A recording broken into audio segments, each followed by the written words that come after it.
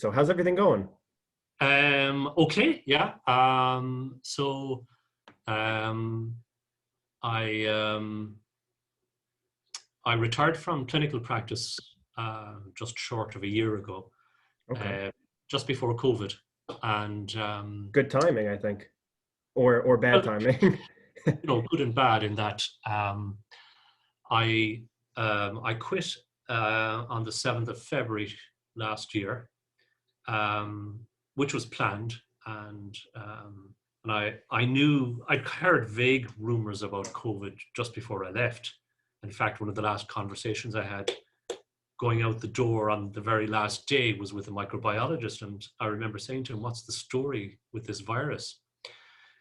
And so they named the name COVID was coined 4 days after I left. So I volunteered to go back, but we had a very mild first wave in the south of Ireland, so I wasn't called back. We've had a much harder third wave since Mhm. Christmas, since the New Year. But it's beginning to stabilize again. So I've been at home really for a year, um, which I hadn't planned on because when I left, I had a very full diary with travel, talks, meetings, conferences, you name it. So my first 6 months was all planned out. So I had planned a very seamless transition from clinical medicine to writing, lecturing, teaching, all of that kind of stuff, and COVID blew that out of the water. So, Yeah, like a lot of people, yeah, absolutely. all sorts of plans have been um, destroyed and uprooted. But I'm out in the country, a lot of room. I can go out and walk. Um, so, Yeah, it's, that's one of the things I was going to ask about. yeah. I've been to England before, but never Ireland, and I assume it's similar to the north of England in terms of hillies and hills and meadows and things of this nature. And I'm like, well, at least if it's COVID, you have a nice view, perhaps, hopefully at least, and you can get Yeah, outside. right now I'm looking out over a couple of fields in front of my house, and there's a lake down at the very end, just across the road. So yeah, I live about 18 miles outside Cork City, towards the west side in a little village called Carrigadroid. So it's lovely, and yeah, it's the countryside would be similar to parts of Wales, the north of England, Scotland. Mhm. Yeah, yeah. So I can't complain really, but it's not what I'd planned. Yeah. And Uh, what is that like now? I mean, just in general, having COVID disrupt all of these plans. It's just, hey, I'm just going to go with the flow, and when things open back up, I'll do things remote or. yeah. Well, um, I wrote my new book during lockdown, so that was good. What's the name? Now What's the name of that? Can you called say or? It's called the Ministry of Bodies. Okay. It'll be published on the 4th of March by my regular publisher, which is Head of Zeus in London. And now this was a book that I planned to do anyway, even before COVID. I'd been commissioned to do it by Head of Zeus, and but I just did it a lot faster than I might have done. So that's all ready to go. Proofs have been corrected. It's all done and dusted. So that's, and I'm working on another project at the moment, and I don't know how that's going to work out. Mhm. Um, Another writing project. What got Um, you into writing in the first place? As someone who's a gastroenterologist, and what prompted you to write about the things that you write about? Because I'll be completely honest, I had been recommended your book, The Way We Die Now, and then mm, I after that, I went on to the next book. And then I went on to Ivan Illich and his corpus. So what got you into writing to begin with, and the way in which you write about topics that you pick, so to speak, which is not typical of someone, I shouldn't say it's not typical of someone in medicine, but the topics that you write about are sort of this cutting away through the fat, so to speak, and getting at the heart of the issue, which I very much agree with, because I ran a fitness business and am always speaking with people. And you start to realize that people are more than just this mass that we put upon each one of us. And the role that medicine plays in each one of their lives is astounding. And we start to feel that less responsibility over time. So what got you into writing? It was a number of things. I suppose it started about 10 years ago. And I've always had literary interests. I've read a lot. And, since I was a teenager, I've been a big reader. And I've always had, as I say, a major literary interest.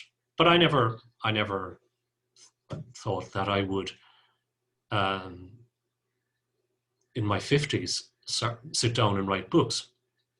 It happened sort of gradually, organically, few sort of things. The first thing that got me going, if I'm being perfectly honest, was A.J. Cronin. You've probably never heard of A.J. Cronin, but he was this novelist who had been a doctor. He quit medicine in his early 30s and became a really successful novelist. We're talking multi-million best-selling novelist. And he was hugely commercially successful in the 30s, 40s, 50s, into the 60s. And I read a lot of his stuff, when I was a teenager. Now, you wouldn't hold it up there as, this is, fantastic literature, but he had this great quality of readability. Mm. And anyway, I wrote a piece about one of his novels, a biography there had never been a biography of Cronin, and a biography came out, and I'd read the biography, and I thought, he's completely forgotten. And I wrote this long essay on his most famous novel. Is called The Citadel, which was about his experiences of working as a doctor in South Wales and in London in the 1920s and early 30s. And it was a huge bestseller in its day. It was made into a very successful Hollywood movie. But the reason why it was important was that it really galvanized public opinion in Britain during and after the Second World War towards the formation of a nationalized health service. It was incredibly influential. This guy was selling quantities of books that, John Grisham and J.K. Rowling would have been fairly happy with, Yeah. And he had this extraordinary public influence, which we've completely forgotten about. And I felt that his novel had played a significant role in paving the way, in shaping public opinion in Britain. Now, they were ready for it after the privations of the war. But it really helped. It really helped pave the way. So I wrote a piece, a long essay for one of the journals in the UK that publishes long historical type essays, and I thought, that's fine. I've done it. And then I got an email from somebody who I admired quite a bit, a guy called Richard Smith, who'd been the editor of the British Medical Journal, which is a very senior position in British medicine. And he was a very influential person in British medicine and British publishing. And he wrote a very nice email saying, I really liked your piece. That was really, I didn't know all of that. It was really interesting. And so after that, I started contributing regularly to an online literary magazine based in Dublin called the Dublin Review of Books. And I wrote regularly for them on mainly about medicine, health, but not always. I wrote about other things as well, but mainly about science, medicine, health for them. And a few pieces that I had written got picked up in North America, in the USA, and in the UK, and got quite a bit of attention. And it sort of, I gathered a bit of momentum. I thought, well, it looks like there's people who want to read my stuff. Maybe I'll keep going. And so, momentum is everything in life, really. Once you get going, you're off. And you just need that little push. Yeah, I got a bit of momentum. And so it wasn't a huge leap then to write the first book.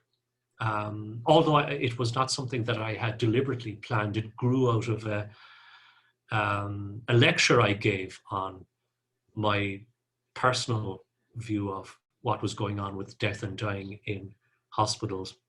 And it grew out of a lecture which I wanted to kind of turn into initially just an essay. And then I realized, oh, well, there's far more than an essay here. I don't think I can say everything I need to say in an essay or an article for a journal.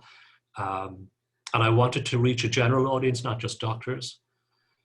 So that became, a book essentially. So that's how it got going. And I think there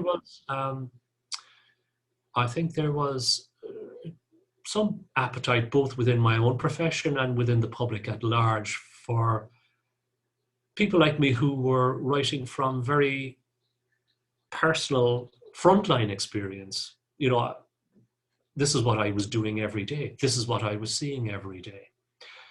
And do you think there's a lot, I'm sorry to interrupt, do you think there's a lot of doctors who share the same perspective? In other words, that there is this medicalization of death and dying that we don't actually, do you think there is? Yeah. Oh, completely, yeah. I think,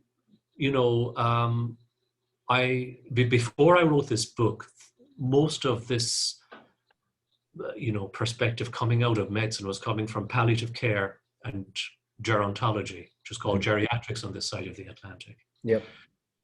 And it was kind of unusual for somebody from my perspective to write about it. Now, my timing was sort of bad in one way because while my manuscript was sitting on a publisher's in tray, Atul Gawande's book, Being Mortal, came out. Now, our books are very different, but he was kind of coming also from the perspective of somebody within medicine, but not from palliative care or gerontology, writing about what we were all saying privately to each other over coffee and over drinks. And, that the relationship of medicine with death and dying had become an unhealthy one, an unsustainable one. And many, many doctors have written to me since I published the book, and not one has said, oh, this is rubbish, I completely disagree. I think there was a slight unhappiness I kind of detected, nothing overt, from the palliative care community. In other words, sorry, this is our territory. You're a gastroenterologist, you stick to your scoping and liver disease and Crohn's disease, why are you writing about this? What do you know about all of this? So there's a degree of sort of territorialism around death and dying within the medical profession. I mean, I should add that a gastroenterologist in Ireland, as opposed to, let's say, somewhere in the US, would do generally a lot of what's called general medicine as well as gastroenterology. So general medicine is 95% is looking after very old, frail, elderly people. Yeah. And so I was seeing this every day of the week in my practice, and something like 5 to 10% of people coming in admitted acutely on general medical take would die. And within gastroenterology, I was dealing with a lot of liver disease, decompensated liver disease, a condition which has, a worse prognosis and mortality than most cancers. So, I was dealing with death and dying every day of the week on the wards. And I thought it was probably better that it was coming from that perspective rather than the palliative care perspective. Because by the time you get to palliative care, they're kind of packaged. Yeah, exactly. When you go into palliative care, it's almost, we know exactly what's going to happen. And yes. I find it fascinating, again, that even the predecessor of yours, I would say, or a during the same time would be Ivan Illich, writing about this, the medical nemesis, expropriation of health, and that the way in which we die now is so unnatural that we almost feel more comfortable. And I know you wrote this in the book, we almost feel, and it's so odd, we feel more comfortable dying by the good graces of someone in the white coat compared to that acceptance. And it's utterly strange. And I know when I was reading the book, you talk about how you die in the company of strangers, and it's with lights on, and it's very odd. And when I spoke to clients of mine in the past, I would ask clients, in their 60s, 70s, just a little bit of a family history, and I'd say, how did your mother die? Oh, she died in bed, and how did your dad die? Oh, he died when he was sleeping, or he died at home. And I go, well, what did they die from? Old age. And to be honest, we've come to a point now, and I know you agree, or correct me if you don't. We've come to a point now where we want the diagnosis of why, and yes, it's astounding to me. Yeah, Ivan Illich once wrote that he believed in the right to die without a diagnosis, and I think that's such a powerful phrase. And old age, for example, is no longer an acceptable thing to write down in a death certificate in this country as cause of death. So, yeah, Illich wrote about how in less than 100 years, which was really from the kind of early 20th or even the mid 20th century, that death, which was, primarily a social and spiritual event, became taken over and colonized by hospitals and doctors and institutions, which is an extraordinary change in a short period of time in human behavior. And medicine has caused people, wittingly or unwittingly, and caused communities and society to lose all of those skills and rituals and things that they had learned over millennia on how to die. So it's an extraordinary change in a relatively short period of time. Illich was always one of my heroes. He was widely read. I started medical school in the late 70s, and he would have been very widely read then. Medical Nemesis, Wow, came out in the mid 70s, and I remember he came to Ireland in about 1979, and he came to Dublin, which is the other end of the country from me, and I didn't get to see him, but he turned up he was invited to give a talk in UCD, which is the biggest university in Dublin, University College Dublin, and they were expecting a few hundred people. There was 8,000 showed up. wow.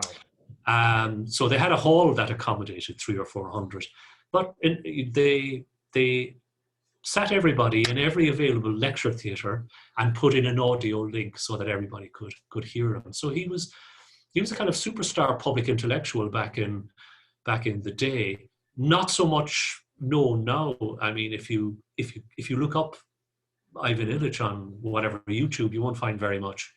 But he was extraordinarily influential. And I mean, I wrote a piece a few years ago examining his legacy, and 40 plus years on from medical nemesis, and I think the intervening decades have only added strength to what he was saying in the mid-70s. I mean, he was dismissed by the medical establishment as as a nutcase and a crank, and but most of what he wrote turned out to be correct, and he's been vindicated by history. But he was an extraordinary person. Yeah, no, I completely agree, and you're no less as extraordinary, just by the breadth and depth of your work and the readability of it. And I have family members who are in medicine, and when I had them, check out your book and what you write, they couldn't agree more. And it's wild that, when you go into medicine, I think about this, when you go into medicine, there are so many assumptions that you make when you go into medical school. We teach, how to prevent disease, but we don't know how to encourage what life is. There are these base assumptions. Look at the body as mechanistic. Look at the body as complicated, not complex. Complicated would be, I press a button and some circuitry goes on, and a feedback provides information to me, and now I know how to handle it. But a complex system is nature. If I dig a ditch and I pour water in it, it might have some effect on, the water pressure in some other area 10 miles from here. And to me, it seems that when we go into medical school now, and doctors, they're going in with this fundamental belief that the person that you're sitting in front of, is a mechanism, and I do X, Y will spit out. And the corruption, can medicine be cured? The corruption of the profession is no better a title, because you expose just that.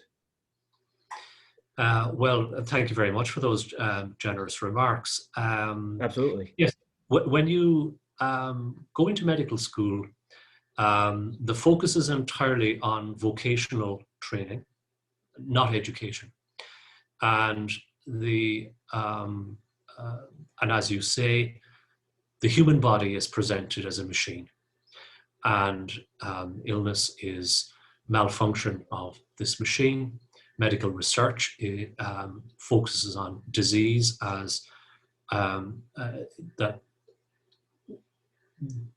the key to curing disease is to uncover the causes of malfunctioning. I have a very skeptical and view of what is going on in medical education.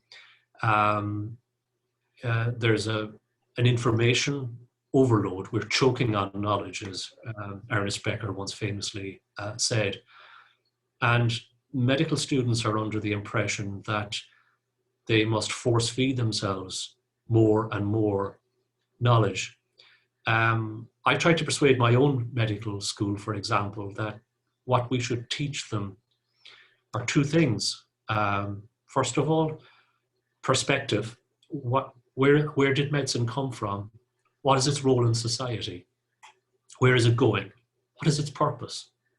And hinterland, which is an engagement with the world that we live in, not just hospitals and clinics and sick people, but the wider world that we live in, its economy, its culture, its history.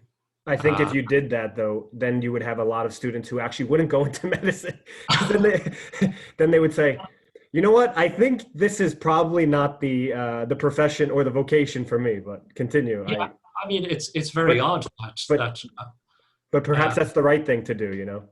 Well, candidates for medical school are particularly in the UK, where they have to specialize much earlier in school, in high school, and to a lesser extent in Ireland, but also significantly so, are expected to have a major interest in science, which is fine. So a major interest in biology, physics, chemistry. If they're coming in with a humanities perspective, people look at them slightly suspiciously.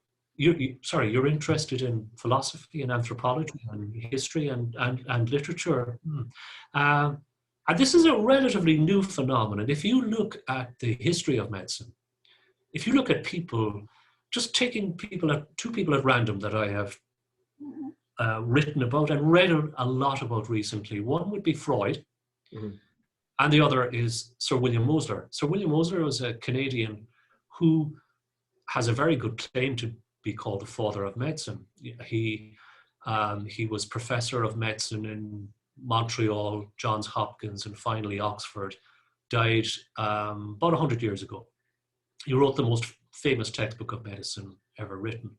It was probably the person who established the model of bedside clinical teaching, grand rounds, residency training, everything that we take for granted now in terms of clinical training, he established. But if you read about him and if you read what he wrote, his interests were primarily humanist, not scientific. He looked to literature, he looked to philosophy, far more than he looked to science. Now, obviously, you've got to look to science as well. And similarly, Freud. Freud was primarily a literary man. And people have said to me rather disparagingly, why did you do that? You should really have been, I don't know, an English professor or historian or something like that, The follow-on unsaid phrase being, there's no place for people like you in this profession, And, we want hard-nosed geneticists and scientists. We don't want people like you banging on about Ivan Illich and Sigmund Freud and A.J. Cronin and Petrus Gramenek and all of this kind of stuff. We don't need that kind of thing. But I think we do, because one of the really gratifying things that has happened to me since I started writing is doctors, students, and this is the general public as well, but within my own profession, young doctors and students in particular have written to me or stopped me in the hospital corridor saying, I just want to say, I've read your stuff and it really opened up a lot of perspectives that I didn't know about. And if I can do that, then I'm happy. If even a minority of the students going through the local medical school here read the book and say, gosh, I never thought of that before, that's really opened up my eyes. So even if a minority can have that experience, I'm happy. Yeah, and I resonate with that, because I have the same perspective with the foundation of my podcast and things of that nature, that if there's even the foundation of why I'm interviewing you and discussing and having a dialogue with you is because too many of us are just sort of bogged down by this one perspective of medicine, one perspective of almost everything. And I could hear it in your voice that there is more specificity now and less generalization, and the generalists, in my opinion, are able to really look beyond the see the forest for the trees, so to speak. And in medicine now, it's mainly, let's see the trees. Let's see the trees. Let's see underneath the tree. Let's see underneath the tree, and then let's see the soil. But not let's treat the person. Although I will say there are some people who are doing naturopathic medicine and things of that nature, which it does offer that buzzword, that more holistic approach. And it seems that's more where medicine has lost its touch, in my opinion, is that, yeah. Yeah, well, the great advantage that complementary and alternative practitioners have over, mainstream doctors like me, is that they have far more time per client or per patient. And if I could say the one thing that I didn't know, and I know now after practicing for 37 years, so that's nearly 4 decades, the one thing that I wish I had known starting out was that the most important thing that you bring as a doctor to the patient is yourself. It's not the operation, it's not the CT scan, it's not the drug you prescribe, it's not the x-rays. The most important thing is yourself. And we completely underestimate that. And I think the complementary and alternative practitioners know this instinctively. And in a way... When you say complementary practitioners, do you mean like naturopaths, people who aren't... Yeah, okay. Yeah, I mean homeopathy, naturopathy... those professions are exploding. Like, I'm sure you've seen that too. And that should be not a warning sign, but a sign of the times that people really need connection. They need to know that Seamus has feared something, that has felt sad, and is not just this walking robot who's coming in and saying, well, this is what the prognosis is. You have a 50-50 chance of dying. We've never done this procedure, but it's 50-50. And then people are like, oh my God, it's 50-50. But you realize, but the operation has never been done before. So how could it be 50-50? Yeah. Mainstream doctors view their patients primarily as bundles of diagnoses. The phrase is not mine. The phrase is Ivan Illich's, actually. But yes, this is where alternative medicine is thriving, because it's about making a personal connection and giving time. And this gets back to where we started about death and dying. I only realized towards the last decade of my career that the most important thing and the best and time for you to show up as a doctor is when your patient is dying. Even when there's nothing you can do to change that trajectory or to prevent that death, or to alleviate suffering. Even if there's nothing you can do, be there. And it's extraordinary how powerful that is for dying people and their families, just turning up. Even if there's nothing you have to offer, just be there. And it took me decades to figure this very, very simple thing out, and that it meant so much to people. And, I would meet families maybe a year or two after the person has died, and they'd say, yeah, I remember you turning up on the morning that Dad died and you were in the room and all of that. And that's what they remember. You showed up.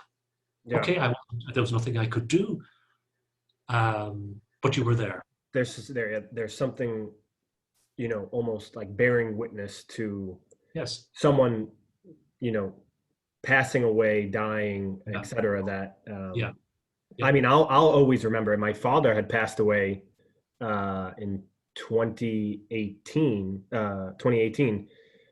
He had a heart attack and was found. He was leaving a card game from his friends, and he was outside. Had a massive heart attack. Found 20 minutes later, and then brain dead. And it's a sobering event for sure. But you start to understand that all the people that were there with you, it's a shared experience that you don't wish on anyone, but you all become sort of part of something that you've witnessed. It's like a shared suffering, but that they are feeling the exact same thing. And I agree with that. And I'm sure that when those events did occur, those family members did remember you, because now they know, too, if that makes sense, like you're there. Yeah, you were there, just being there. Yeah. And yet this is something that was never impressed upon me as a medical student, that your presence alone is the most important therapeutic thing that you bring to the relationship with your patient. Just your presence. Yeah, Okay. absolutely. I wanted to Forget ask. about No, all the other. continue. Yeah. No. That's all I wanted to say on that. Really. Yeah. I was going to ask. So, what's your views on you said the Citadel influenced the medicine or the future role of medicine Yes. in Britain. Now, in your opinion, was that a positive? Was that, or it's too tough to tell? I mean, I know I read in the book your opinion, but I'm just curious your thoughts on it now. Yeah. I suppose. I mean, you're living and working in the USA, which has a completely different health system to the European model, particularly the British model. Mm. So, The Citadel by A.J. Cronin describes British medicine in the 1920s and 1930s, where you had to pay your doctor. And if you couldn't afford to pay your doctor, you didn't get treatment. And it describes how poor people suffered and died unnecessarily for lack of very simple medical care. And it describes also how doctors become corrupted by the pursuit of money. So the first half of the book, the hero, who's very much based on Cronin himself, works as a primary care doctor, a GP in a mining community in South Wales. He then sort of moves on to London, where he works as a private physician looking after very rich neurotics, and then has a sort of spiritual crisis and abandons this pursuit of wealth and money. And the NHS, for all of its faults, is one of the crowning glories of Britain. It's one of the great institutions of that country.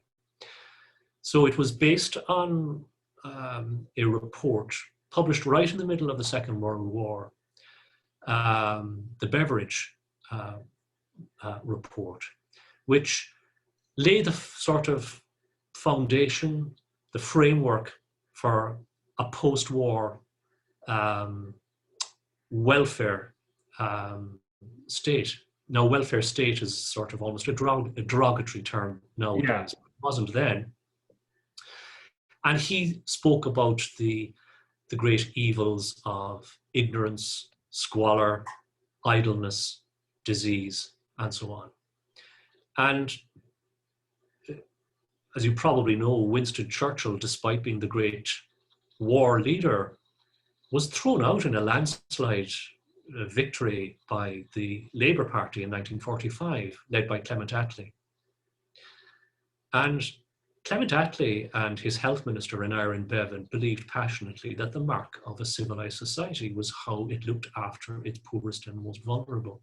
And that was the founding principle of the National Health Service. Yeah. Now, the National Health Service has struggled in the last 2 or 3 decades to keep up with the demands placed on it by a consumerist type society, which came in the wake of Margaret Thatcher. But its core principles are still great principles. Take your place in the queue. Your medical treatment should be determined by your need, not your ability to pay. Mm. And I think, okay, it's creaking at the seams at the moment, but it's still, I think, it was a noble and very worthy endeavor. And if A.J. Cronin, contributed in some way to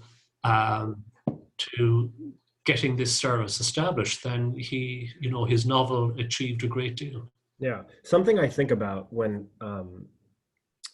I see the NHS. My sister lives in the UK, and she lives outside of Birmingham. And one thing I see is that when you have an opportunity for folks to utilize the healthcare system, especially right now, it to me, it speaks of an issue much deeper than just the care aspect, meaning, you go in for, a broken bone, and that's sort of an acute thing that happens, outside of trauma. But in the way in which you said this, consumerism culture, I think it's, in my opinion too, I believe that the results of the consumerism culture is also the need to want to be diagnosed and labeled.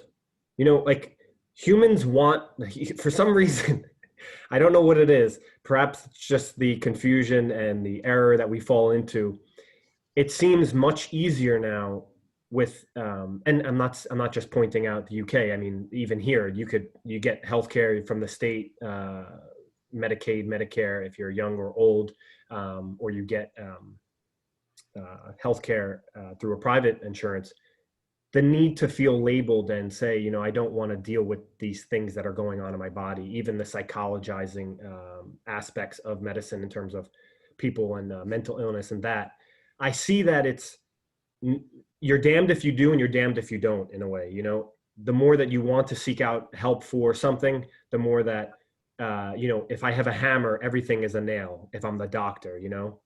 Yeah. Well, getting back to the people who founded the NHS, Bevan, Ackley, Beveridge, Ernest Beveridge, they actually believed that the NHS would would increase the health of the British population to an extent that their use of the health service would fall off over time. Yeah. Now, how wrong could you be? So Illich, of course, said no. If you if you provide this, the demand will keep growing. He called it Sisyphus syndrome. Yeah, absolutely. It's the same thing with roads too. If like I'm here in outside of Houston, and I used to live in New York, in Long Island, and there's two main roads, two main highways, and they're littered with traffic every day, and there's a reason why they call it rush hour. But if you stop building roads to keep up with the growing cars, obviously that would be creating an issue in and of itself with roads all over the place. But you have to cut costs somewhere or start charging people to use the road. So I can see how they were led to believe that it wouldn't, healthcare would increase, and health and aging and less use of the resources would decrease. Yeah. Although, if you look back to the history of the NHS, Aneurin Bevan, the great Aneurin Bevan, who was the health minister when the NHS was founded in 1948, he gave a lecture, which I've quoted in the second book, to the Fabian Society, fairly soon after the NHS was founded, so maybe around 1950 or thereabouts. And he did envisage that there would be this kind of problem, this consumerism, this inappropriate use of it. And he said that the NHS it threw down a challenge to the British people. It said, here, we're going to do this incredibly civilized thing, but in return, you have to be a mature civilization. And that was the phrase he used, a mature civilization. So Clement Attlee and Aneurin Bevan, they viewed the welfare state not as, here we are the state and we're going to give you, the people, this stuff for free. He viewed it as a contract, a two-way contract between people and government, and that there was as much obligation on one side as on the other, that it was a civilized cooperation. And I think that that's kind of what got lost, particularly during the Thatcher years. Mm. She brought in this idea, no. Going to your NHS hospital or your GP is no different to going to the supermarket or your car dealer. If you want something, you just tell them. And which was so wrong and so misleading, and it's caused the NHS to kind of buckle. And it's going and it's weathered COVID, but it has been buckling. And I do blame that Thatcherite narrative of consumerism that she brought into it. Yeah, And and you're saying that when she came in, it was a promotion of the NHS and to utilize it as if it were more of a resource that, you can just take advantage of in a way, almost. Yeah, no, she brought in this idea that, and John Major, her successor, this idea of a patient's charter. You won't be waiting longer than half an hour. Well, actually, sometimes you will have to wait longer than a half an hour because, sometimes, a clinic is going to overrun. But they brought in this kind of consumerist customer satisfaction model of healthcare. Mm. And what the NHS was founded on was a vast kind of cooperation between people and government. And there was an unspoken expectation that people would behave themselves, that they would get in line, that they wouldn't abuse it, and that it was not the same as going to your car dealer or your local supermarket. True. I think if I'm understanding correctly too, it's very tough, and I know you're aware of that too. It's very tough for you to, in this stage, Clement Ackley and the positions that he held, for him to assume, or for the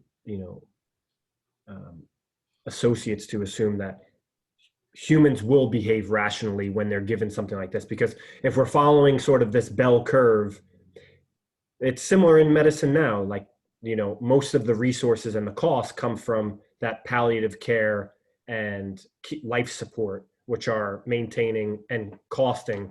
Costing is a weird word.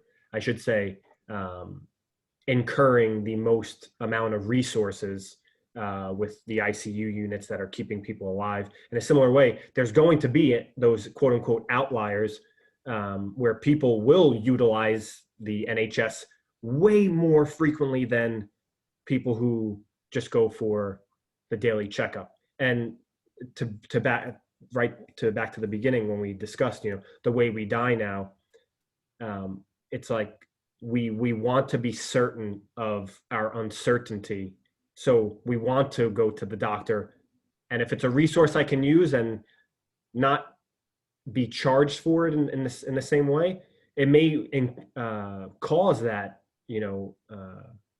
lack of wherewithal to say, hey, I'm gonna have some restraint. I'm not gonna go to the doctor. I'm just gonna stick it out, and I just have a little bit of a cold. Yeah, I think you're going to have to accept that in any state-provided health system, there will be a certain percentage of inappropriate use. You're just going to have to accept. Yeah, of course. Okay. There's that is what being human is about. Yep. But the last thing you want is for a prime minister or a political party to be stoking that.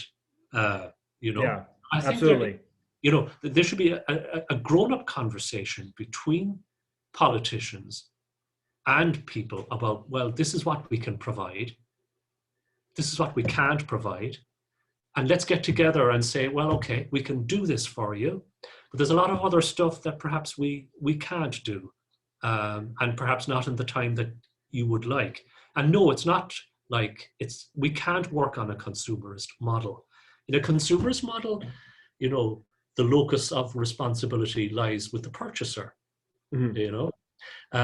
Yet they still want a consumerist model in medicine where the patient comes in wanting something, demanding something, as if they were buying a new car or whatever. Yet ultimately, the responsibility still lays with the doctor. You can't have a consumerist system and still have the locus of responsibility with the doctor. Mm-hmm. So, but I think we should have these debates explicitly within societies. Yeah, I agree. This is what we can provide. These are the limits, and it's a pretty good thing. So we're going to provide you with immunization, obstetric care, trauma. We're going to look after you when you're really sick. We're going to provide you with free primary care and all the basics, the immunizations and all of those kind of things, antenatal care, all of those things. and this is how we're going to do it. This is how much it's going to cost. It's going to cost you, and this is how we're going to deliver it.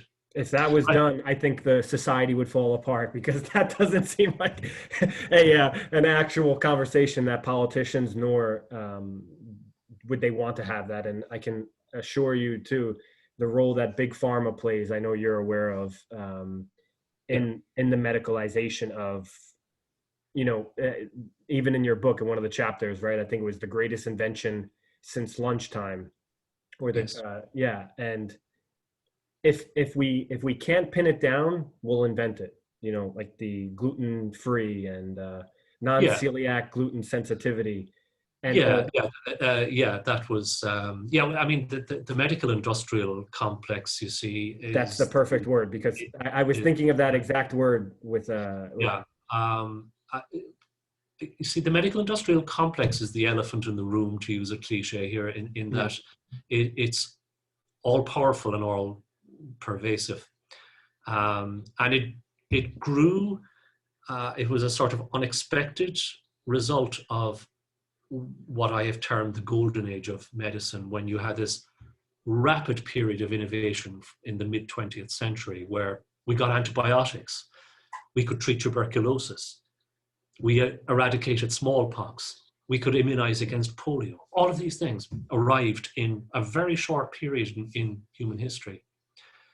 And one of the major downside of that is that it created this industrial complex, in the same way that winning the war created the military industrial complex. Yeah, absolutely. And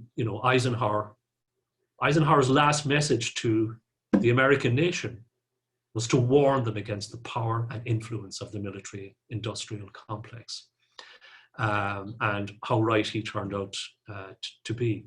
But the medical industrial complex is equally powerful, I would say. I would say, if not even more powerful. I think it has more. Yeah. I mean, powerful in terms of, I think we're discussing, monetary value, and the healthcare system, I think, outshines the military. We just don't realize that, because medicine is present in almost every single aspect of everything you do, whereas the military is this sort of finite, guns, ships, and things of that nature. Yeah.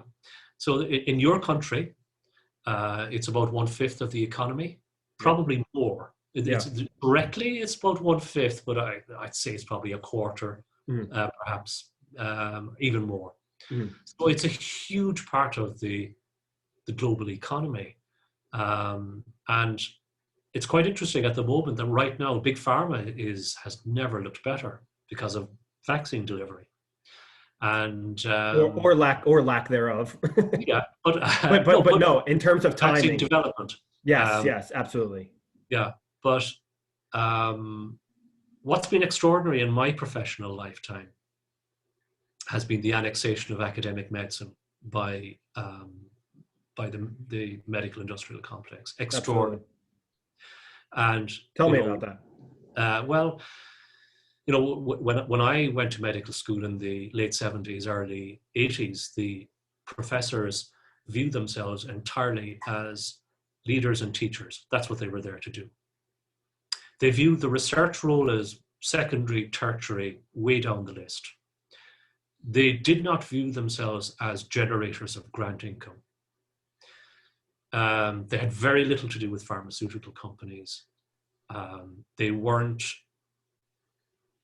basic scientists. They weren't molecular biologists. They were clinical doctors who view themselves as leaders and teachers. And that model broke down in the 80s and 90s. And leadership within medicine went to a new cadre, a new Brahmin class of academics who worked very much within big molecular biology and genetics research centers, who viewed success in terms of generating grant income and publishing papers. And this led to this kind of McNamara fallacy of, publishing as much as you possibly could, regardless of its integrity or quality. This led to ever closer links with pharma and big business, to the extent that academic medicine and pharma are there used to be a dividing line that has pretty much disappeared. So the people who now lead the profession, and what are known by the pharma people as KOLs, key opinion leaders, sit on boards of pharmaceutical companies, get research money from pharmaceutical companies, work very closely with them. So it's hardly surprising that the research that they produce will very often show the product of pharmaceutical companies in the very best possible light. And so there's the old joke. There was an editorial in the New England Journal of Medicine in the mid-90s entitled, "Is Academic Medicine for Sale?" ? And somebody wrote in a week later and said, "Is academic medicine for sale? No. The current owners are very happy." Yeah. No, owners meaning big pharma. It's true. It gets to the point at, I think about these things a lot. Like, to what extent can we know in medicine, evidence-based models, evidence-based medicine rather, epidemiological studies, and like you even said in your book, we're treating populations, not people. Yeah. And I find that to be the case over and out. Even speaking with, it's very rare that I come into contact with someone, even when I was in fitness and even nowadays, that they have one thing. And when I say one thing, one illness, I say someone takes a statin for some blood pressure, but now they're not only taking a statin for blood pressure, but now they're taking an antidepressant too. And not only are they taking an antidepressant, they're also diabetic. And not only are they diabetic, and it's like, I hate to look at pharma as this cowboy with a lasso, but in a way, in a sardonic sort of way, it has this lassoing effect. Yeah. Evidence-based medicine is actually a very good idea. There should be evidence for what you do. I'm one of the great supporters of evidence-based medicine, and but it got hijacked, as these things inevitably do. And I'm not the first person to point this out. I mean, this has been done far more eloquently and in far greater detail by people like Ben Goldacre, John Ioannidis, yes, who have written brilliantly on how evidence-based medicine was taken over by commercial interests. But that doesn't mean that evidence-based medicine is wrong. So somebody who works in the Center for Evidence-Based Medicine, one of the researchers there, who's actually a philosopher by training, said, the annexation by pharma doesn't invalidate evidence-based medicine. If we were making decisions based on reading palms, the pharmaceutical companies would develop means of influencing palm readers. Yeah, okay? Absolutely. So it doesn't invalidate the science and the idea behind evidence-based medicine. It's still a great idea, except it's never been given a chance to actually work. So I would still regard myself as a supporter of evidence-based medicine, but it has a limited application because there are certain questions that science cannot answer. Yes, and that's where the an n equals 1 for people, it's tough to create. It's tough to not create unintended consequences and interactions when the general MO or modus operandi of medicine is to treat and perhaps cure or help and alleviate and relieve, when the evidence-based and the research that's occurring falls within, a confidence interval, probability ratio, etc. What would you say? Well, I have a phrase which I use over and over again, which is that messy, imprecise, and uncertain. Yeah. And those are the three defining qualities of what happens in the wards and in the clinics every day. And you said it was, what were the three with them? Imprecise, uncertain? Messy, imprecise, and uncertain. Okay. And patients find this very hard to deal with. And getting back to complementary and alternative medicine, one of the reasons why it's so successful is alternative practitioners tend to be very sure when they're talking to patients about what's wrong with them. They'd say, well, it's an allergy to yeast or a misaligned vertebra, depending on which church they happen to belong to. Mm-hmm. The last thing they want to hear is somebody saying, well, I don't know, I'm not sure really, which is what I used to have to tell my patients a lot of the time. So, as I say, the defining features of medicine, messy, imprecise, and uncertain. And people find that very hard to accept, and doctors do as well. And the greatest skill is negotiating that uncertainty. One of the phrases I used in the second book, Can Medicine Be Cured, is that we need to be human and humane. By human, I mean skeptical in the tradition of the great Scottish philosopher David Hume. And I would describe myself as a Humean skeptic. That means you're skeptical but not cynical. Mm-hmm. But medicine is a very difficult career for a Humean skeptic. Absolutely. Much easier if you believe all sorts of things. So it is a difficult career, particularly clinical medicine, for a Humean skeptic. Mm-hmm. And that was the challenge in my career, was to be both Humean and humane. That was the challenge. Yeah, that's a difficult challenge, because I studied David Hume, and I know that for Hume we can never get at the heart of cause and effect, but just through habit. And talking about an issue that we are aiming to get at the cause at. I read Siddhartha Mukherjee's The Emperor of All Maladies, a biography of cancer. Mm. And when I read that book, the one thing, and I'm not sure if this was the intention of Dr. Mukherjee, the one thing I took away was that cancer is one of those things that is not new on the scene, but we think we can wipe it out, like we attempted. And he draws this parallel in the book, that we tried to do what we did with the Manhattan Project, and what we want to take that and apply it to cancer so that we could almost wipe it out.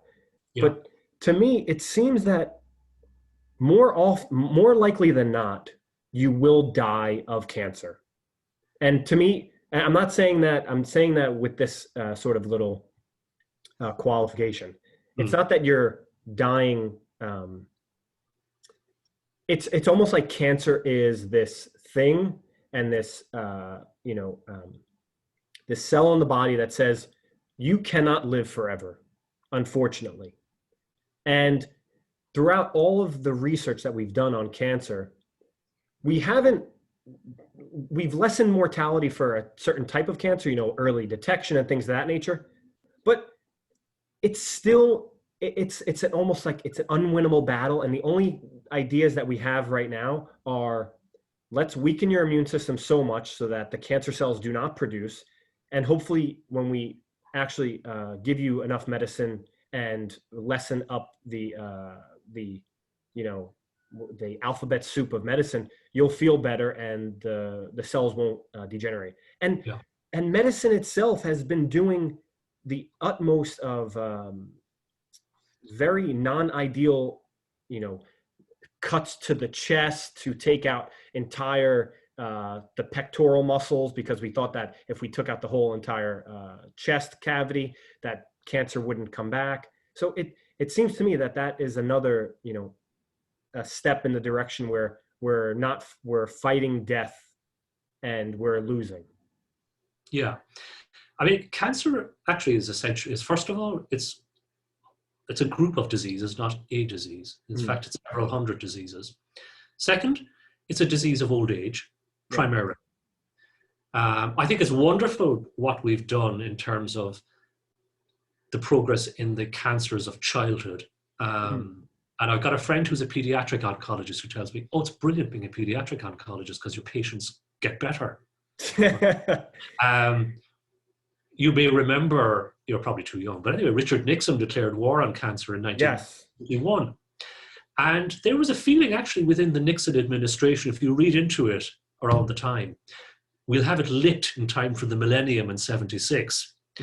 And, you know, Joe Biden, when he was Obama's vice president, was talking about moonshots and for cancer treatment. And the American politicians in particular are incredibly bellicose about licking cancer. And we put a man on the moon, so we lick cancer. And I think it's that American idealism way. But I mean, it's very thoughtful, but I don't think that people realize the complexity of cancer and the realities of it. Absolutely. And one of the chapters in my second book is about cancer. And I was amazed actually by one of the most amazing things I've ever read in a medical journal was a piece written by Robert Weinberg, who's one of the great doyens of American cancer biology, works in MIT. And he wrote a piece in Cell or Science, one of the big four molecular journals, looking back at the kind of the decades since the Nixon's declaration of war. And he thought, you know, he went through every paradigm shift in cancer biology, and they were wrong every time. Yeah. So, yeah, and in my professional lifetime, for example, there has been pretty much zero progress in two big cancers that I deal with or dealt with every week: esophageal cancer, pancreatic cancer. Pretty much. Okay, maybe tiny improvements, but in terms of survival, breakthroughs, nothing in 4 decades. And similarly for most lung cancers. So, you know, there was this idea that in the 70s, well, we've nearly eradicated smallpox. We put a man on the moon. Surely we can, you know, we can defeat cancer. But it turns out that cancer is, first of all, much more complicated. Sorry, that we had envisaged, and it keeps outrunning us at every turn. And the most bellicose section of the medical community, without a doubt, are oncologists. Without a doubt. Yeah. You know, every new drug, you'll find an oncologist standing up at some meeting saying, this is a game changer, this is revolutionary, this is a paradigm shift, blah, blah, blah. Innovative, etc. Yeah. And this is the thing. I would say the least skeptical, the least critical part of the entire medical profession has got to be oncology. And this is the thing that sort of really gets at something that I care about most, is that preventable disease. Yeah. And if we were to align cardiac, you know, conditions, heart disease, which far outpaces cancer death, right? Because there are numerous preconditions that will result in something later down the line. But the most preventable of them all, heart disease, you know, cardiac arrest, you know, we talk about like obesity, we talk about just basic necessities, sleeping, drinking water, I guess obesity would be same thing as maintaining a healthy weight. And these are the things that the medical community, not pointing any fingers, but doesn't want to have a role in. And it's because they can't have a role in. There is no role for medicine to be the medicine of prevention. I don't want to point fingers and say that all of it, but that, well, instead of us putting billions of dollars into cancer research, and it's not that I want to make it clear, and I know you are aware of my intentions in saying this. It's not that I don't care about cancer patients or people dying from cancer. No, quite the opposite. I care so much about them that I also want to shift resources to letting people know that there are things that you can do right now that will prevent possibilities of cancer coming and rearing its head at you 10, 20 years from now. Yeah, that's entirely true. But perhaps even more importantly,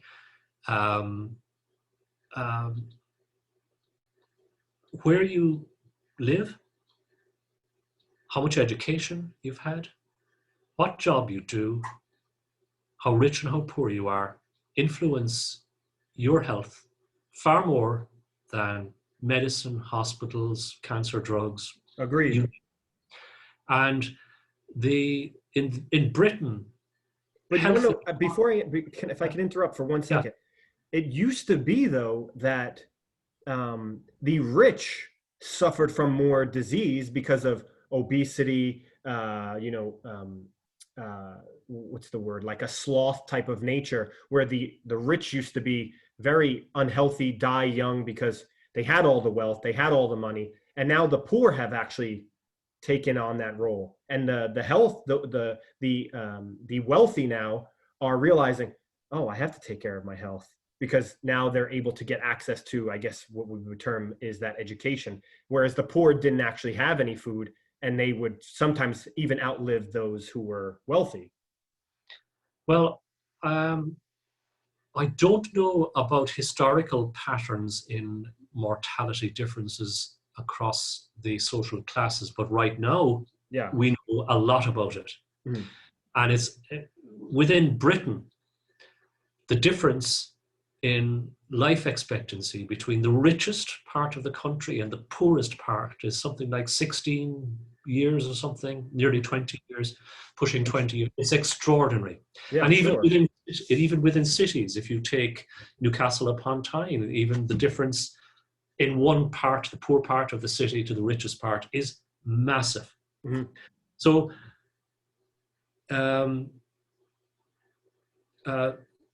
your wealth or lack of it has a huge bearing on your health. Now, there used to be a phrase in Ireland amongst my parents' generation, oh, your health is your wealth. I would put it the other way around. Your wealth is your health. Yeah. And that's probably got far more to do than with any, thing that medicine provides. So, education, a good income, and a good job are a good family. A good. These are defining things. They're the defining things behind health status and longevity. So I'm with you. I would like to see people with cancer avail of treatments, but we have to look again. This is getting back to the start of our conversation. It's all about death. Perspective and hinterland. If you look at the world globally, so for example, I'm a member of a commission put together by the medical journal, the Lancet, which I'm sure you'll be familiar with. It's probably the kind of premier medical journal in Britain, and would be the second globally, I guess, behind the New England Journal of Medicine. And the Lancet do these regular commissions, and I've been working on a commission with them as part of a group for the last 2.5 years on what's called the value of death. And we're looking at medicine's unhealthy relationship with death and dying. But another commission that had convened relatively recently and published its findings a couple of years ago was a commission looking at the global access to palliative care. And they found that approximately half, 45% of people who die around the world every year die without access to opiates, let alone palliative care. So here we are in the West, and we're agitating for increasing spending on, let's say, cancer treatments that very often give tiny attritional gains at, eye-watering costs. And yet globally, we have people who are dying, and this includes millions of children, without even the simplest medical treatment such as opiates. Yeah, reduction of pain. Yeah, and if it's one thing that this pandemic might put into focus for us is issues like this, that we're interconnected globally, that there are massive global health inequalities, that medicine and the broader society should readjust its aims towards a more global redistribution of medical care and justice. So I was shocked by the finding of that commission. As I say, half the people in the world are dying without even the most basic of medical interventions. Now, to play devil's advocate, just what would, this isn't me being insensitive to those who are dying of a disease or malady. I think what would be I hate to make it sound so terse, but what would be the reason for wanting to give opioids to those who are dying, the 45% of people who are on their way out? I guess a sort of a rite of passage, a lessening of their own. Okay, well, there's a great phrase, and I don't know who coined it, but I remember coming across it as a medical student. So this is, in the late 70s. I read this great phrase: were it not for morphine, no one would have the heart to practice medicine. Yeah. And there has never been a better drug at the disposal of the medical profession than morphine. Mm. And morphine has many uses, but one of its major uses is the alleviation of suffering in the dying. And suffering can take many forms, not just pain, but breathlessness, anxiety, terror. And one of the most effective drugs for the suffering associated with dying is morphine. And there has never been a drug to better it. So access to opiates is one of the indices of civilized care of the dying people. I just think it's a great phrase. I wish I could remember who said it. But it is so true. It is so true. Yeah. I mean, then it makes me think too, obviously it's an opioid and there are people who do abuse a morphine type of drip and can become addicted to it later on. Yeah. That's going to happen. Yeah. I think the word opioid has got a really negative connotation, particularly in your country right now. Oh, absolutely. Whereas, historically, opiates were just about the only useful thing that a doctor had in their bag. And it's still one of the most useful things. Now, I'm aware that abuse of synthetic opioids has been a huge, not just medical, but societal problem in America, driven largely actually by pharma, let's be perfectly honest. Oh, absolutely. There was a Netflix documentary a while back. Yeah. I'm forgetting the name of it now, but it was basically allowing for the distribution of the opioids themselves. I forget if it was like a methadone pill or something of that nature. Yeah, yeah. And the doctors were writing the scripts like crazy, and this one area was distributing like 20,000 pills or something of Yeah, that nature. yeah, yeah. And the medical profession were a very willing sales force, and drove this epidemic. And I've seen it too. We've had it here, but to a far lesser extent. But over the last 10 years of my career, I was astonished by the number of people coming into my clinic with other problems. And I'd go through their list of medication and find they were on opiate patches for this and for relatively minor things, okay? So the word opiate and opioids have been given a bad name, I think, because of this abuse. Mm. But getting back again, no one would have the heart to practice medicine were it not for morphine. Yeah, the thing that I've been to, like South Africa, I've been to Botswana, and I've seen, we've gone to some really far outposts, villages in a town called Mole Polole, if you could say that 10 times fast. And there were children there who, they have the bellowed out stomach, and must be a parasite or something of that nature. We also visited, I'm going to come back to this point, but we also visited an HIV/AIDS clinic where all the children there were HIV positive because I guess they were born from women who had AIDS or HIV. Yeah. And it seems to me that there's going to be, no matter what, like this trade-off, like if we were to actually give medicine to the world, not that medicine is held back like by these exclusive tyrants, but if we were to medicalize the whole entire world, I don't think we would be any better. And better by this, if we were to measure a standard, I think that's what we would have to come up with first.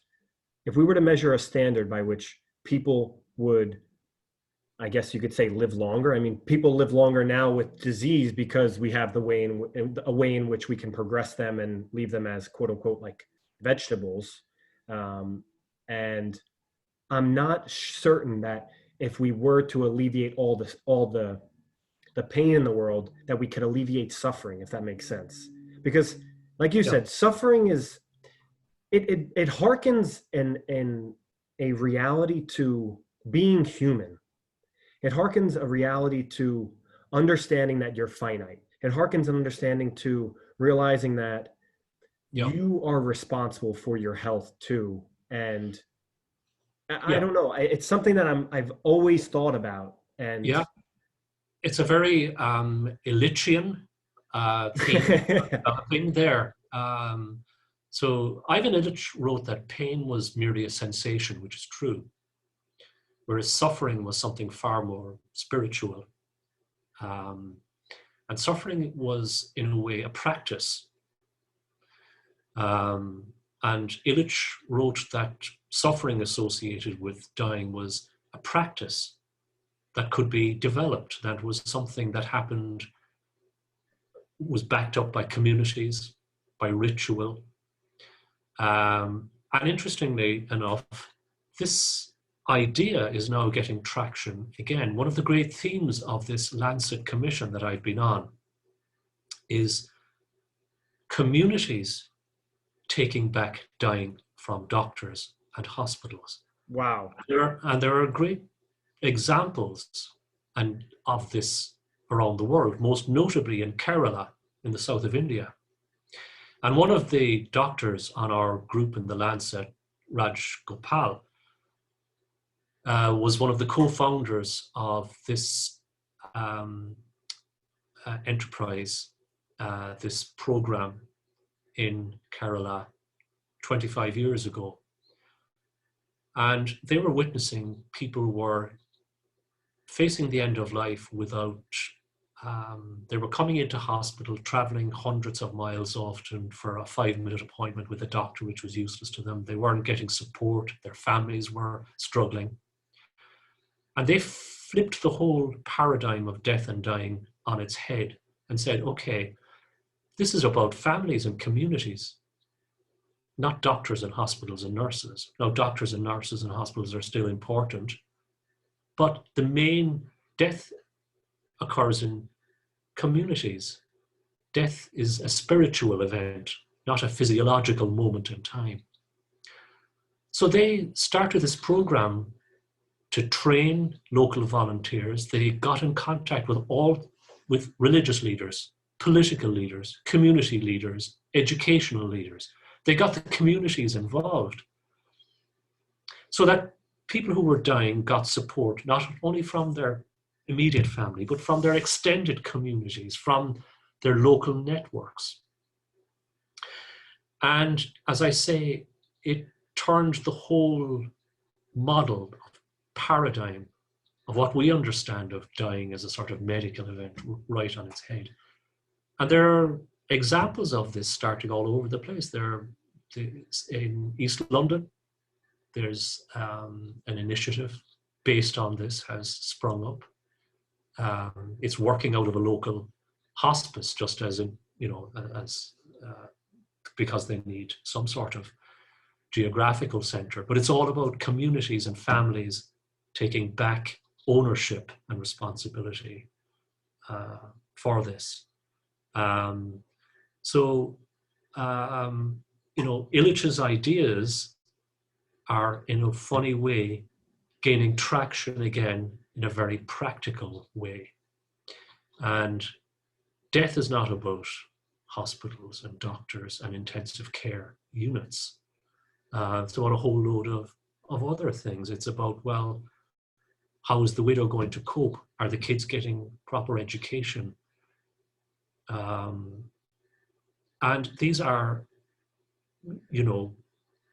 issues that medicine can't and shouldn't deal with. Medicine is great at alleviating physical symptoms and reversing reversible problems, but medicine has a finite role, and I think we need, as a profession, to recognize this and to recognize our own small place within a much wider society and world, dare I say it.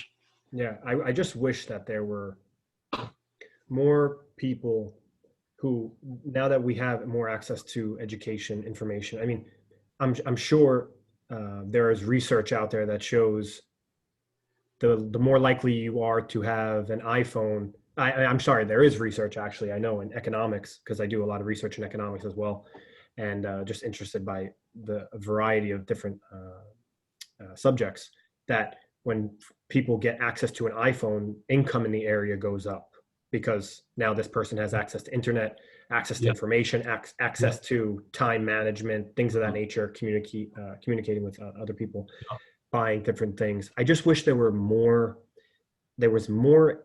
maybe not more information. I don't know. I at some point, I do feel like we have a lot of information on how to be healthy. But at the same time, I can't say it enough that my grandfather used to say this. My grandfather died of cancer. And this is an age-old adage. You can lead a horse to water, but you cannot make him drink.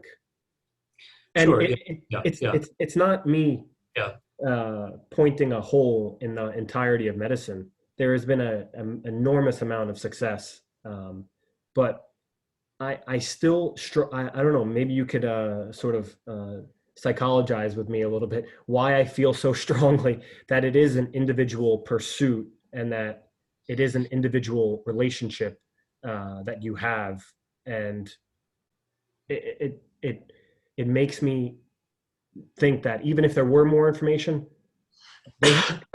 people have to want to know that health is wealth, that it's worthy to live a life. But then again, who am I to decide what is a worthy life for someone? You know, the average age being 80, but maybe this person really, they died at 40 from alcoholism, second to a cirrhosis of the liver, and then esophageal cancer. Some people would argue that this focus on the individual being responsible for their own health is kind of part of a sort of neoliberal narrative that sees individuals and people as atomized entities, completely distinct from the communities and societies in which they live, and that a more perhaps nuanced and holistic approach to the health of the individual would take into account the families, the communities, the societies that they live in. And this is getting back again to the overwhelming data we have on health inequalities based on income and access to education. Mm-hmm. So I accept that, yes, it is important that an individual does, as far as possible, take responsibility or tries to avoid those things which will impact negatively on their health. But at the same time, I think we have to see things within the context of communities and society. I have a slight problem with saying, oh, well, the poor, what can you do? They drink and they smoke, and they're sat in their big arses all day watching television.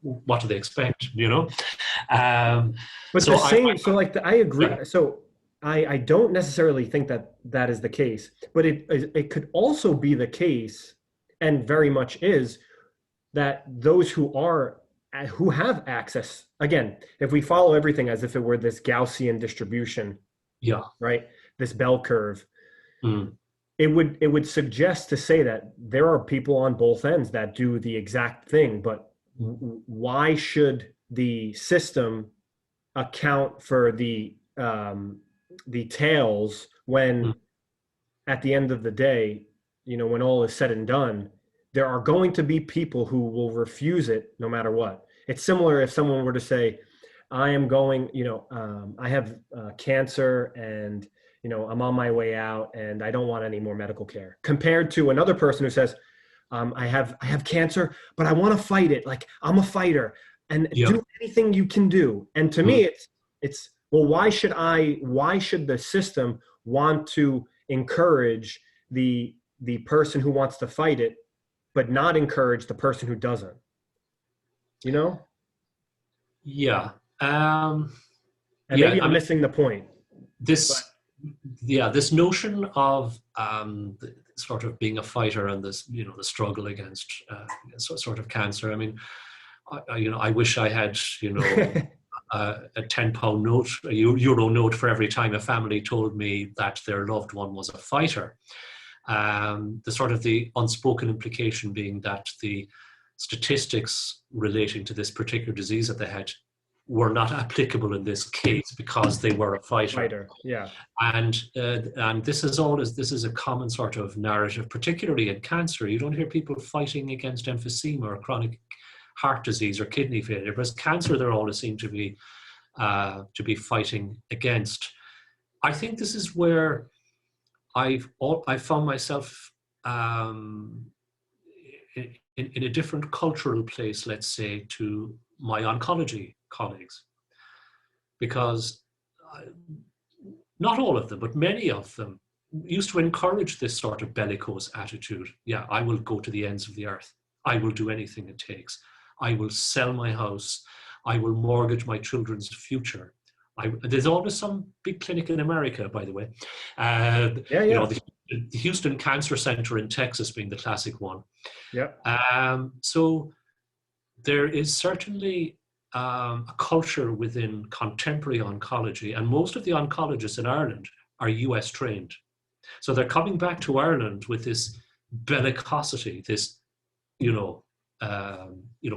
will do it.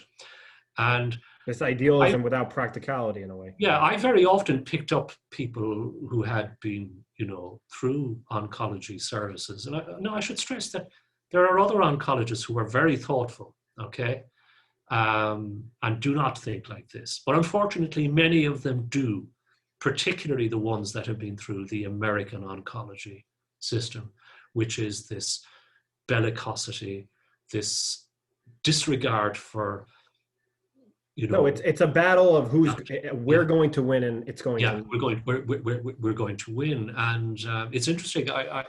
When I was doing research for the last book, I came across uh, this guy who was an oncologist working in London, did a lot, and was very famous for treating film stars and politicians and very eminent people. And his major currency was hope.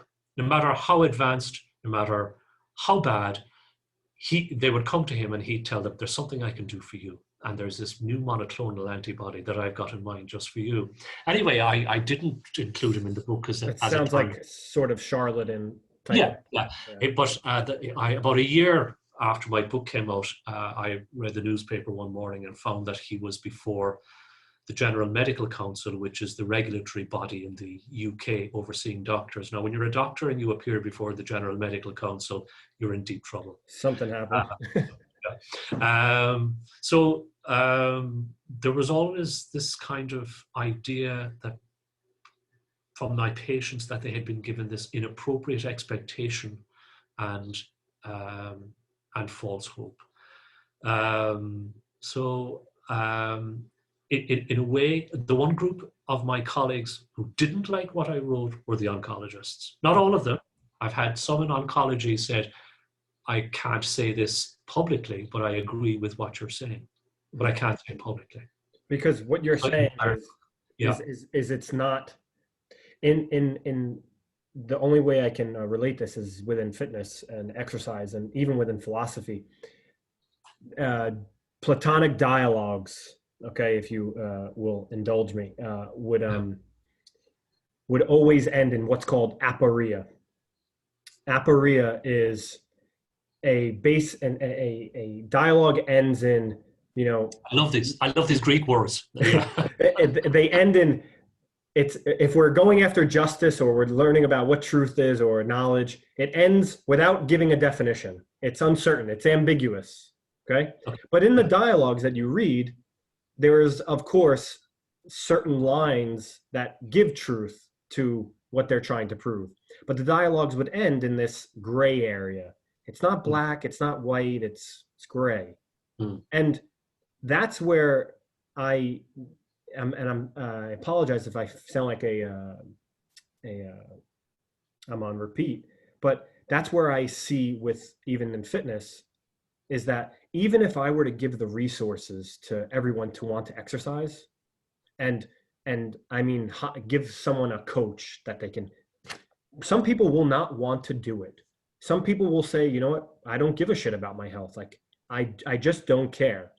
I mean, for example, like cancer patients who have had breast cancer and they still smoke, there is a fundamental, like, they must not be aware, but in some respect, I don't want to say that they are unconscious actors, but, or that they have no volition, or that they have no will, or that they have no quote unquote understanding, but they are aware that by them smoking, there is a high correlation of them, even if they are in a remission of a breast cancer or, let's say, a lung cancer, that they're just making it worse.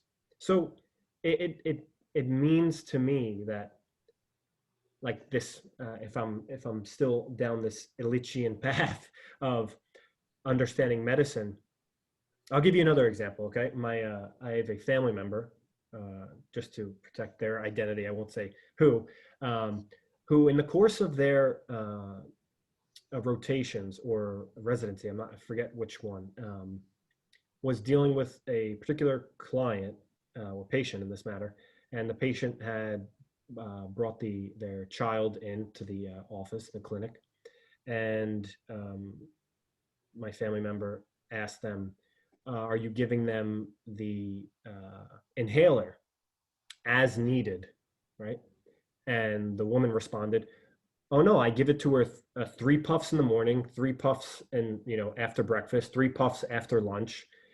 And the doctor, in this case, a family member, asked them, well, that's not what we had discussed when you initially come in. It's supposed to be as needed, or et cetera.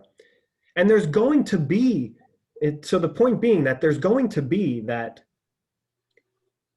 utilization in the not most efficacious way. But also, even if you were to give it to the person, they have to want to, take care of their health. And I'm aware that the it's a result of also economic factors. If people are very, very poor, why would they care about their health? Which is perfectly true. But it also, to me, shows that, well, why would there are people who are very wealthy who also don't care about their health? But what is the overall goal of medicine? And maybe that's too big of a question to even answer. Yeah. I suppose this brings in my current book, the new one. Let's promote that sucker. Come on. Promote that, yeah. And so the current book is a book that was commissioned initially by my publisher, who asked This is the Ministries of Bodies, correct? Ministry of Bodies, yeah. The Ministry of Bodies. Correct. Okay. And I was asked by my publisher, would I write an account of a single year in a hospital and, all the sort of drama therein. And I thought about it and said, okay, yeah, I will, yeah. And I started just jotting down notes every day at the end of the day when I'd finished. And a few months into this exercise, I decided I was going to retire. I'd had enough. I was tired and I probably a bit burnt out, and I decided I would go. So it changed the focus of the book from just here's a random year in the life of a hospital to this is my last year as a doctor, and what do I think about it all now? And I would, use that famous quote from The Crooked Wood of Humanity, nothing straight was ever fashioned. And that's so true. And I am far more forgiving, and I was far more forgiving in the 37th year of my practice of human frailty and human irrationality and human absurdity than I was in the first year of my practice. When I started out, I was like you, I say, well, why are they doing this to themselves? When surely they know, this isn't rocket science. This is easy. But I came to be far more forgiving by the time I was nearing the end of those 4 decades at it. And I tend to take a more tragicomic view of human life. And I think this gives you a more humane perspective also as a doctor. I think you're there to smooth the path as best you can from cradle to grave. I mean, if you can occasionally save a life, that's great, but that's something that you will do very infrequently. And most of the time just being there is most of the job.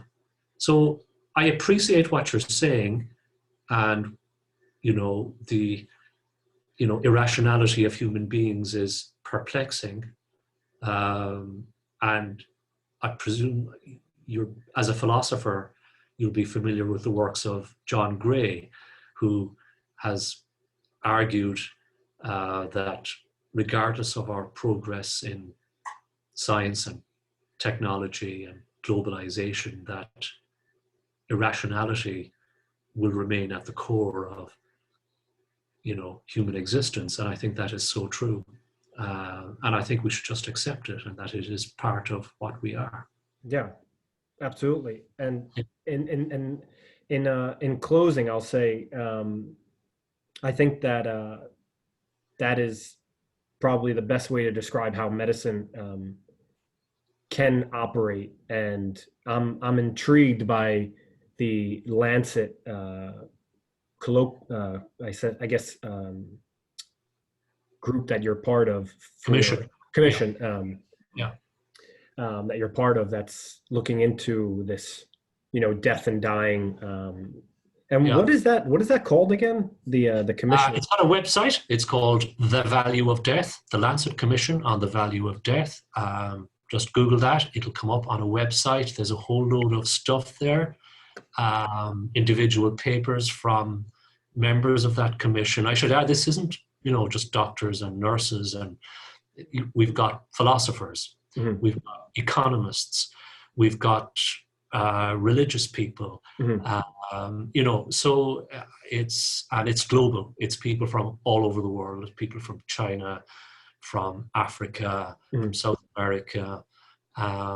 So that was, and that's one of the great joys of going into writing, at that stage of my career. It opened up whole new opportunities for me to meet and interact with people I would never have met otherwise in my job as a doctor. So that's been hugely